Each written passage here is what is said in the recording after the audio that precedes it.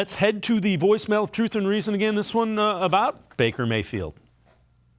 I can't figure this out. For some strange reason, and people are talking about needing to rest Baker Mayfield. They continue to play a clearly injured quarterback here.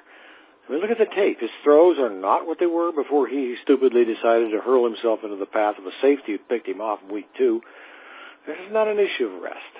What he needs is surgery, perhaps more than one, to fix him up for next spring. The sooner that gets done, the better. The longer it's postponed, the less chance we're going to see a genuine quarterback competition next spring.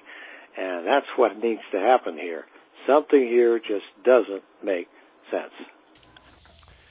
And I hope the takeaway from this is don't try to tackle a guy who is running downfield with an interception. If you're the quarterback, stay healthy, stay in one piece, don't hurt any part of your shoulder.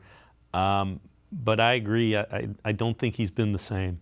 And I think anybody that watches close enough could not argue that point.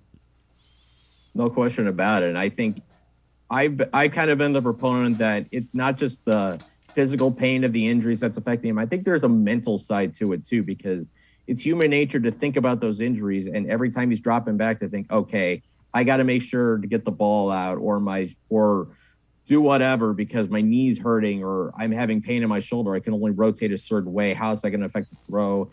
And then when you're thinking about those things, you're trying to deal with the pain threshold. Naturally, it's going to affect your thought process. So maybe it's affecting him mentally as well. We saw the frustration against the Lions. I'm sure there's a lot of that's gone into it. Physically, he's obviously not the same because, I mean, like I said earlier, you can only do so much when you're physically limited due to injuries. And I'm sure there is a mental part of it too, because like I said, when there's pain going on in the mind, it can sometimes affect the thought process. Sometimes it either speeds up your clock or you're not able to see what's in front of you because maybe you're not thinking about that. Maybe he takes a step in his drop or moves his shoulder and then he feels a twinge or something like that. There's a lot of things that could be involved in the process. But I mean, the bottom line, he's got 6 injuries. One that's definitely probably not going to heal without surgery. I've been the proponent that if you shut him down, you got to shut him down to give him the surgery.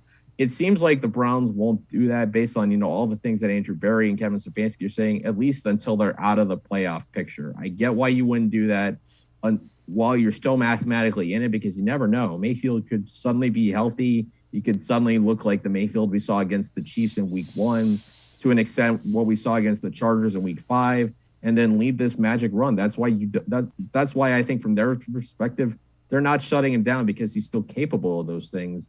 But I mean, he's far from 100%, and it's clear that way.